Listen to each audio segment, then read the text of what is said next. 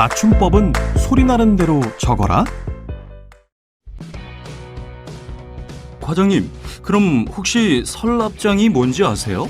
글쎄, 설 이전에 열리는 시장인가? 시래기는요? 무청 말리는 것이지 뭐야. 에이, 과장님, 젊은 세대의 말을 익히셔야 젊어지시지요. 설납장은 서랍장, 시래기는 에어컨 실외기라고요. 그런가? 그런데 그런 말이 올바른 표기라 생각하는 친구들 중 우리 회사에 입사한 사람은 없겠지? 앞서 나온 사례 잘 보셨나요? 젊은 세대의 말을 익혀야 한다면서 맞춤법에 어긋난 말들을 상사에게 알려주는 부하 직원의 모습을 살펴봤는데요. 앞의 사례뿐만 아니라 세젤레, 최애, 솔가와 같이 압축된 신종어로 어법에 어긋나는 말을 종종 접할 수 있습니다.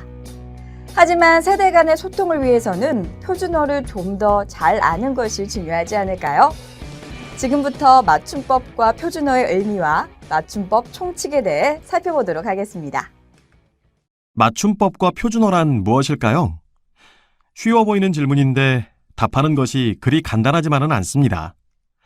먼저 맞춤법은 말을 글자로 적을 때 일정한 규칙에 맞도록 쓰는 법으로 쉽게 말해 우리말을 제대로 적는 표기법입니다. 따라서 여러분이 문서의 정확한 표기에 관심을 갖는다면 맞춤법에 주목해야 합니다. 다음으로 표준어는 한 나라가 법으로 정해놓은 언어 규범으로 맞춤법과 아주 긴밀한 관계를 가집니다. 즉, 표준어를 제대로 알아야 맞춤법을 제대로 지킬 수 있습니다. 이것은 맞춤법 원리가 무엇인지 알면 해결되는데요. 맞춤법 총칙을 보면 맞춤법 원리를 알 수 있습니다. 왜냐하면 맞춤법 총칙을 보는 것은 맞춤법 원리를 알므로써 맞춤법을 제대로 정리하는 데 도움을 주기 때문입니다. 그럼 하나씩 살펴볼까요? 맞춤법 총칙 제1항. 한글 맞춤법은 표준어를 소리대로 적되 어법에 맞도록 함을 원칙으로 한다. 이것은 맞춤법이 표준어와 어떤 관련이 있는지를 보여주는데요. 맞춤법은 표준어를 소리대로 적는 것이므로 당연히 표준어의 소리가 어떤 것인지를 알아야 합니다. 즉, 표준어가 무엇인지를 명확히 아는 것이 맞춤법을 제대로 지키는 방법이라는 것을 맞춤법 총칙 1항이 가르쳐주는 것이죠.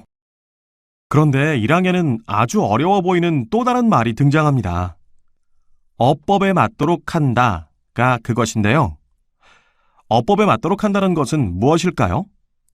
우선 여러분, 맞춤법은 어렵다를 소리나는 대로 적어볼까요?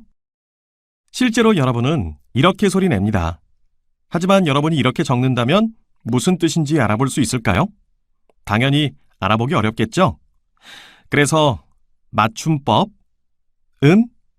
어렵다의 원래 형태를 표기에 고정시켜서 보이는 것입니다. 그래야 읽는 사람이 무슨 의미인지를 알 수 있으니까요. 이렇게 의미가 표기로 명확히 확인되게 적는 것을 어법에 맞게 적는다라고 해석하시면 됩니다. 이것이 왜 어법에 맞느냐고요? 어법이란 국어의 문법을 가리키는 말로 이런 표기 안에 국어의 문법 원리가 들어있기 때문입니다. 그렇다면 다시 표준어란 무엇일까요? 표준어는 간단히 현재 서울에서 사용하는 말을 중심으로 이루어집니다. 여기서 중요한 것은 표준어가 현재 서울 말과만 관련되는 것은 아니라는 것인데요. 현재 서울에서 사용하는 말을 중심으로 표준어를 정하기는 하지만 때로는 옛말이나 방언을 참조해 표준어를 정하기도 합니다. 그건 왜 그럴까요? 우선 옛말이 현재의 말을 설명해주는 경우가 많고 또 방언 중에서 흔히 쓰이게 되어 표준어가 되는 경우도 있기 때문입니다. 여기서 이런 의문이 가능합니다. 표준어 화자가 아닌 사람이 표준어 소리나 어법을 알 수 있을까요? 당연히 알 수 있습니다. 왜냐하면 자신이 표준어 화자가 아니라 생각하는 사람도 그 사람의 머릿속에는 어려서부터 배웠던 표준어의 원리가 들어있기 때문입니다.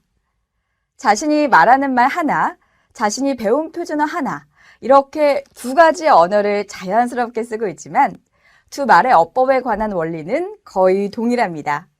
그래서 표준어든 여러분이 쓰는 방언이든 하나의 언어라고 말할 수 있는 거죠. 같은 언어의 어법은 동일하니까요. 그러니 여러분이 하는 말을 확인하시고 그 원리로 맞춤법을 이해하시면 됩니다.